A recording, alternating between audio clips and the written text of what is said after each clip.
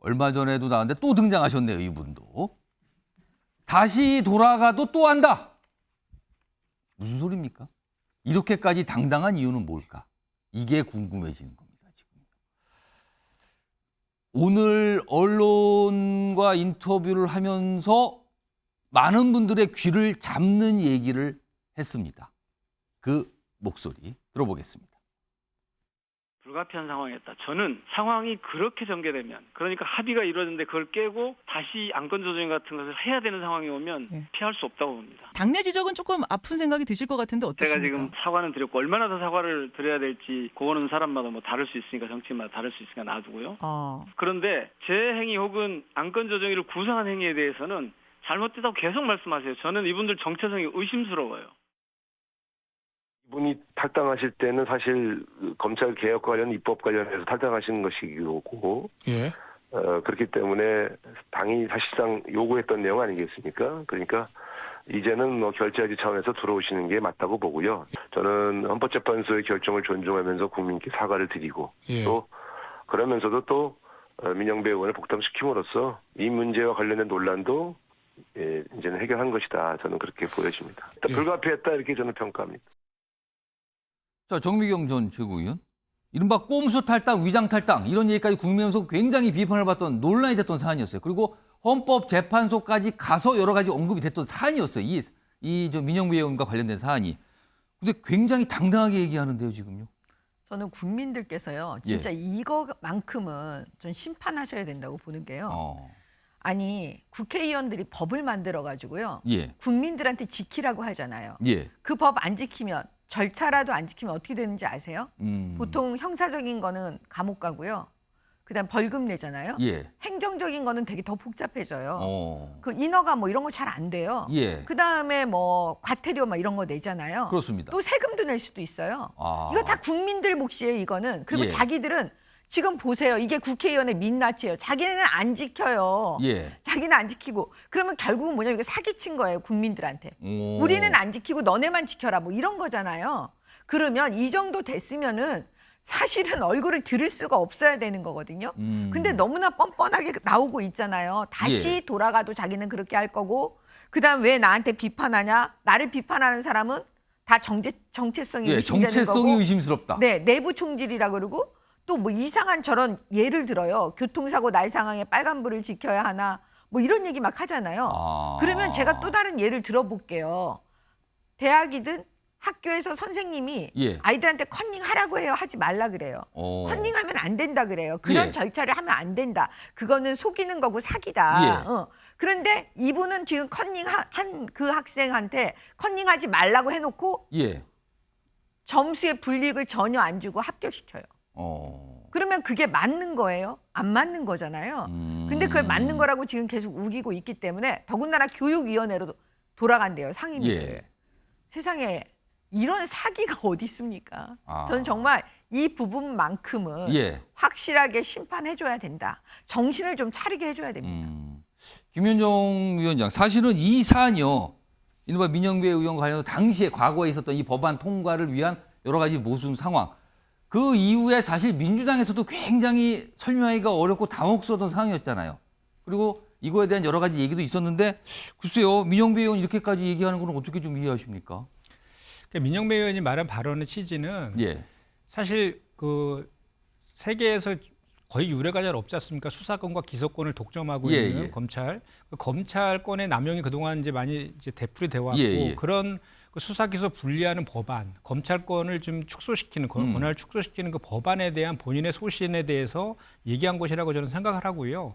사실 이거 그 검찰청법하고 이제 형사소송법 개정한 거 아닙니까? 예, 저희 뭐 예. 검찰 정상화법이라고 예, 저희는 예. 부르는데 그 관련해서는 작년 4월달에 예. 여야가 합의된 법안이었잖아요. 어. 그런데 윤석열 당시에 그 당선인 시절하고 한동훈 장관이 기침하면서 그 국민의힘에서 권성동 원내대표가 예. 그 입장을 번복하는 바람에 부득이하게 이런 방식으로 이제 진행할 수밖에 없는 상황이 사실 연출된 겁니다. 일차적인 예. 책임은 국민의힘에 있는 것이고요. 예. 그 과정에서 이제 뭐 그 상임위 내에서의 그 절차적인 하자는 예. 있었지만 실제로 본회의에서 국민의힘도 같이 투표했기 때문에 그 법은 합법이다 이렇게 헌재가 판결한 거 아니겠습니까? 그래서 저는 이거 두 가지를 분리해야 된다고 봐요. 그러니까 뭐냐면 그 처리하는 과정에서 예. 민영배 의원은 본인이 이 검찰 정상화법을 처리하겠다는 소신 때문에 본인이 탈당을 해서 예. 이렇게 처리하는데 제가 일조를 했지만 이 문제는 당시에 민주당의 예. 당론이었습니다. 당론이었고 또 민영배 의원이 그런 소신과 결합이 돼서 그 절차적인 하자가 이제 나온 것이죠. 그래서 이 절차적인 하자에 대해서는 헌재에서도 지적을 했잖아요. 예. 그거에 대해서는 더불어민주당이 사과를 하고 그리고 민영배 의원의 복당과 관련해서는 예. 당시에 당론을 따르고 당론에서 필요하다라는 그런 내용을 그 완수하기 위해서 본인이 그렇게 결단한 내용이기 때문에 예. 사실 당에서 미치는 측면도 있죠. 그렇기 때문에 아마도 이제 우리 박홍근 원내대표가 오늘 이제 임기가 만료되니까 그 전에 이제 해결하겠다 해서 이렇게 한 것 같은데 이 복당한 것에 대해서 이 복당이 한 것이 잘했다 못했다에 대한 판단은 국민들이 할 것이라고 보고요. 제가 말씀드리고 싶은 것은 이 민영배 의원의 복당과 관련해서 그 소신과 관련돼서는 절차에 대한 문제는 민주당에서 사과할 문제지 그리고 소신과 관련된 민영배 의원의 의사도 존중이 되어야 된다. 저는 그렇게 생각합니다. 장우신 기자, 근데 이게 이 얘기가 민영배 의원의 오늘 인터뷰 내용이 듣기에 따라서는요. 목적을 위해서는 수단은 가릴 필요가 없다라고 들릴 수도 있습니다. 지금 이거는요. 다시 하겠다 그랬어요. 똑같은 상황이 오면. 이거 어떻게 판단해야 됩니까? 그러니까 이제 그 민영배 의원은 제가 취재를 해보면 대단히 억울해하고 있습니다. 그러니까 본인은 당론을 지키려고 당론에 따라서 당시에 이수진 의원이 누군가는 하나가 탈당을 해야 이 법안을 통과시킬 수 있을 것 같은데 누가 탈당을 해야 될까요? 뭐 이제 이런 식의 의논을 해왔고 그렇다면 나라도 해야 되겠다라고 본인이 판단해서 먼저 손을 들었다 뭐 그거잖아요. 그래서 나라도 해야 되겠다고 판단을 해서 나는 당론에 따라서 당을 위해서 일종의 선당후사를 했던 건데 결국 돌아온 것은 뭐 이제 꼼수 탈당 그다음에 뭐 이런 등등의 비판을 받게 되니까 뭐 여당에서 비판하는 거는 그럴 수 있는데 이제 본인이 속해 있는 자당에서도 똑같은 비난의 화살이 돌아오니 사실 그 사람들 똑같이 이 검경 수사권 조정과 관련해서 입법할 때 전부 연명해서 이름 올렸던 사람들인데 그런데도 어떻게 나를 비난할 수 있냐 그 점에 대해서는 뭐 좀 용인하기 어렵다라는 태도인 것 같고요. 근데 중요한 포인트는 이제 그 검경 수사권 조정이 저는 시기적으로 옳지 않았다고 생각합니다. 하려면 일찍 하든가. 아니면 늦추든가. 그렇게 서둘렀던 이유가 뭔지에 대해서는 여전히 저는 지금도 취재가 좀 잘 안 되고 의문부호가 있고요.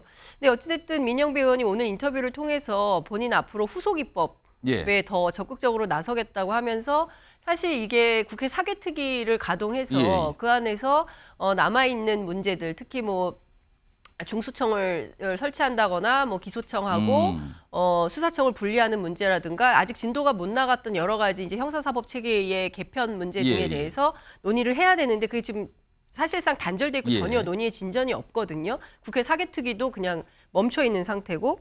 근데 관련해서 뭐 논의에 자기가 적극적으로 하겠다고 하니까 그 과정이 어떻게 될지는 지켜봐야 될 것 같습니다. 아무튼 정치권에서 꽤 오늘 회자가 됐습니다. 특히 민영배 의원이 위장 탈당 아니다. 이건 프레임이라고 했는데 얼마 전에 사실은요.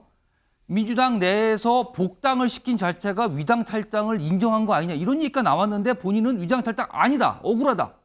이렇게 내용이 나오면서 많은 분들이 여러 가지 지금 생각을 하고 계십니다. 이 사안에 대해서요.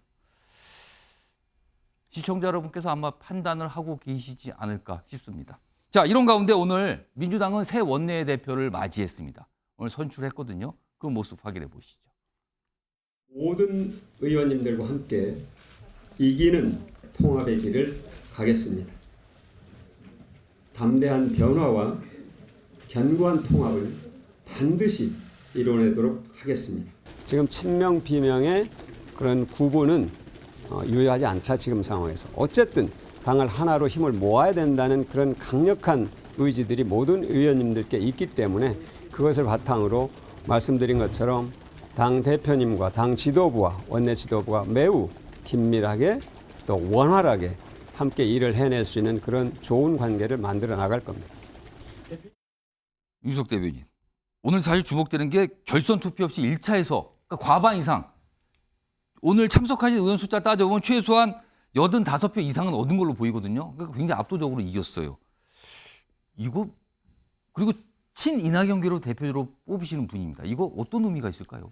일단 그 원내대표 선거는 저희 당도 그렇고 민주당도 그렇고 소위 말해서 반장 선거라고 하지 않습니까? 이 결과를 잘 예측하기 어렵다. 그만큼 이 아주 한정된 그런 뭐 100여 명 정도 되는 분들이 뽑으니까 결과를 잘 모른다 이런 측면이 하나 있는데 그럼에도 불구하고 지금 이재명 대표가 장악하고 있는 당내 분위기에서 이재명 대표하고는 결이 다른 그런 정치적 노선을 걷고 있다고 보여지는 분이 이제 과반 득표로 해서 결선 투표 없이 당선이 됐다.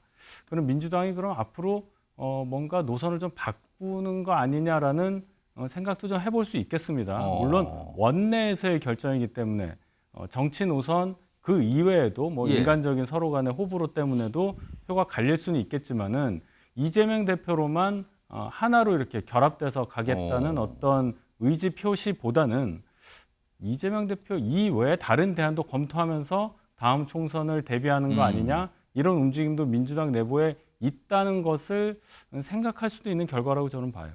김현정 위원장, 오늘 박광원 새 원내대표가 당선된 뒤에 사실 많은 언론사들이 인터뷰 요청을 했거든요. 근데 입장이 나왔는데 향후 한 일주일 정도는 언론 인터뷰를 안 하겠다 그랬어요.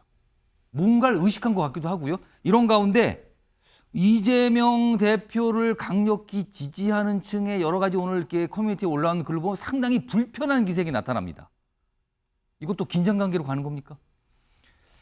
이제 잘 해결해야 될 과제 중에 하나인데요. 사실은 그 박광원 이번에 이제 신임 이제 원내대표께서는 작년에도 출마했다 거의 초박빙에서 그렇습니다. 졌잖아요. 개수죠. 그래서 개수입니다. 1년 동안 준비를 많이 해보셔가지고 그런 결과들이 누적된 측면도 하나 있는데 반면에 이제 박광원 원대께서 지난번에 이제 대선 경선 과정에서 이낙연 당시 후보의 거의 자장 역할을 하셨잖아요. 그래서 이제 뭐 저 비명계의 이제 그 이미지가 대단히 강한데 오히려 이제 이런 것 같습니다. 그래서 이제 그 소위 말하는 친명이라든지 뭐 개혁의 딸이라든지 이렇게 개혁적인 그 당원들의 입장에서는 혹시 이번에 개혁 공천을 해야 되는데 그런 것들을 지금 원내에 있는 의원들 같은 경우는 그 개혁이나 혁신이나 이런 것보다는 좀 안정적인 상황에서 현재 시스템에서 공천받기를 원하잖아요. 그런 심리들이 작용한 거 아니냐. 그렇기 때문에 뭐 지금 대의원제 폐지라든지 그렇게 요구하는 내용들이 다 물 건너가는 거 아니냐. 그런 차원에서의 우려들이 지금 뭐 저기 SNS 통해서 좀 이렇게 분출되고 그러니까 강성 당원들이 새 원내대표를 공격하는 거 아닙니까? 그러면은 그런 우려들을 지금 하고 있는 것인데 오히려 오늘 그 취임 일성으로 말씀하신 거는 뭐 이재명 당대표랑 잘 협조해서 이렇게 잘 해나가겠다 이렇게 말씀을 하셨는데 저는 그렇게 봅니다. 지난번에 우리 체포동의안 그 부결 그 이후에 그 부결 파문 이후에 당직을 다 새로 개편했잖아요. 그때 이제 두루 이제 비명계에 있는 의원들도 같이 당직에 많이 포함시키면서 오히려 그 이재명 대표와의 그런 전선이 처진 것이 아니라 다양성을 존중하는 차원에서의 오히려 당의 지지율도 지금 계속해서 올라가고 있는 그런 추세로 바뀌었잖아요. 그래서 저는 이번에 지금 좀 전에 제가 말씀드린 이런 우려들 같은 경우는 어떻게 잘 극복하느냐가 지금 관건인 것 같고 과제인 것 같고 그런 것들을 잘 극복한다 그러면 정당은 또 그 다양성이 존재하는 게 또 생명 조직이기도 하니까 그런 것들을 얼마만큼 우리 박광원 원내대표랑 당 지도부 이재명 대표를 중심한 당 지도부가 잘 그 저기 화학적인 그런 그 화합들을 어떻게 만들어가는 노력들을 하느냐에 따라서 당이 훨씬 더 견고해질 수 있는 기회가 될 수 있겠다 이렇게 생각합니다. 원래 새 원내대표나 새 당대표가 되면은 인터뷰를 참 많이 하죠, 며칠 동안. 근데 첫날부터 인터뷰 당분간 안 하겠습니다는 입장도 참 이례적인 것 같습니다. 아마 여러 가지 고민이 좀 묻어나는 건 분명히 보입니다.